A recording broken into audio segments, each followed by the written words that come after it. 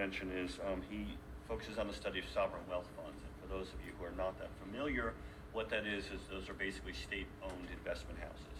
So instead of investment houses focused exclusively on making money, they could also activate, they could also focus on a political objective as well. So I appreciate your having that in your background and look forward to your remarks. Thank you. So I don't have much to say about sovereign wealth funds today, but coming soon, we'll say. Jeremy, I appreciated your comments on teaching. I actually see myself as a teacher as well. So I'll start out with explaining that for 5 years before I came to DC, I was at the University of South Carolina teaching a course on 21st century dictatorships. And what we did was we took the 40 worst ranked countries on the Freedom House score and we surveyed them according to modern theories about how dictatorships survive in the 21st century. And through it with my students, what I would do is I would separate it into levels. So there are people, there's the regime, and then there's the dictator, right? Very different conceptual levels to go at. And we would go through there's several different classes of theories, empirical, formal, case studies, to get at this. But I would go over all of them, explain them how to do that. And the thing that brought me to the whole kleptocracy side of it was, one, my research, but first, primarily, it was over those 5 years, I kept having students after the course come up to me and say, Dr. Fuller, thank you so much for teaching this course. And I was like, well, great. I'm glad you liked it. Why are you thanking me for it? Usually I don't get thanked. Usually I get criticized for my grading or something like that, right? Or boring lectures or something. But so I was like, why are you thanking me? And I said, well, I took this course thinking you were going to tell me about how awesome China is and about how wonderful Dubai is, and about the development in Russia, or the skylines here and there, you know, and instead, Dr. Fuller, you taught us about genocide and repression and poverty and violence and censorship and all these terrible things that happen in dictatorships all around the world. I thought this was interesting because I grew up during the Cold War hiding under my desk from air raid sirens and stuff, so this was a little bit weird for me. So we went around the school and we surveyed people and students. I found the same reaction commonly around it, and I think it's fairly common among younger people in free societies around the world. And I don't blame them for that. That's, you know, something that's there, but I feel it's something that needs to be educated. So getting to this report, which is wonderful, and all the comments up here, I could go through and pick through different things that I disagree with or think could be done better or in different ways, but that's not what I want to do. Instead, I want to focus on the good that I see in all of that, and that's the sort of moral courage that it takes to do this kind of work in the anti-kleptocracy world, in the fighting for the freedom of people who don't have it, for standing up for their rights. So you know, courage is, you know, standing up to somebody in the room and telling them how they're wrong, but moral courage is actually standing up for the people who can't be in the room. And this gets back to the levels that I'm talking about in these regimes. The people in authoritarian regimes cannot be in the room by definition because they are ruled with only implicit consent, right? People in free societies actually give consent to be ruled by their governments freely through their elections, through their free press, through their different rights. So I want to applaud the moral courage of standing up for the people of Russia, for the people of China, for the people of the different authoritarian regimes around the world and trying to get at this.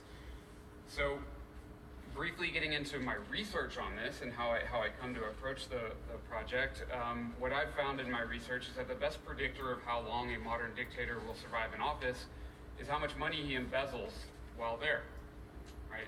This is the leader. You can find this according to many different types of data sets using survival analysis and duration models. But then for the authoritarian regime, the best predictor of how long it will survive is the extent to which it incorporates economic liberalization policies that connect to the rest of the world, right? So this is an interesting sort of finding that has a whole bunch of different implications. And so what I found with it is to sort of come to the conclusion that this whole strongman, kleptocracy, dictator thing power conflict, or whatever the term is that we're using for it in the post-Cold War era, right? It relates to this idea that modern dictators typically tend to wear a suit and a tie, right? They're interconnected to our markets, to our media information systems. We're all interconnected in this post-Cold War era. So basically the point is that the iron fist now wears a velvet glove, right? But it's still the same enemy of freedom, right? So in this modern era, where basically the point that I've come to is just that freedom and authoritarianism are just simply incompatible.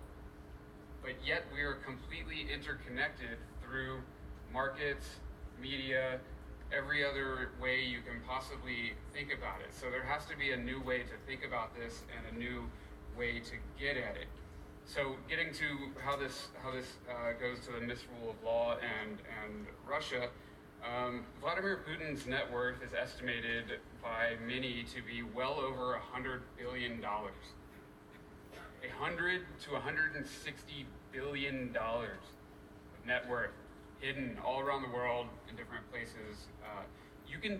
Imagine what you can do with that much money if you were in control of it, right? So that means there's like no real simple one solution to anything of where that money can go, what it can be used for. Money is very fungible, right? It can be turned into anything. So if you have that much value under your control, you can do pretty much anything. But this is a discretionary fund, right? It gets back to my research. This is how modern authoritarian leaders survive in office, right? So if you have that large of a discretionary fund built off of criminal activity,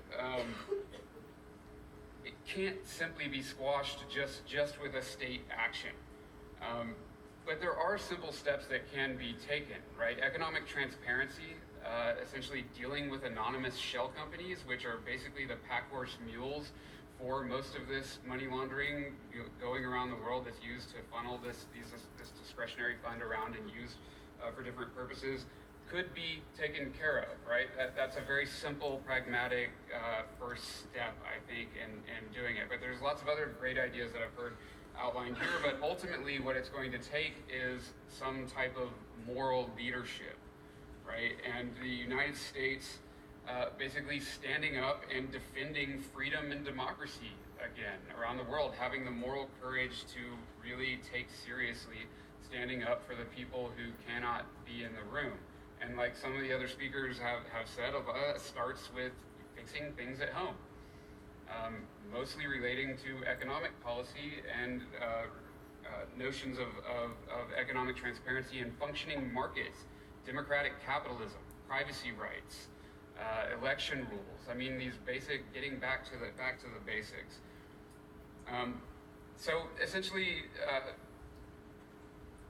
I think it's very doable. I think it just takes everybody getting on the same page and learning how to talk about it right.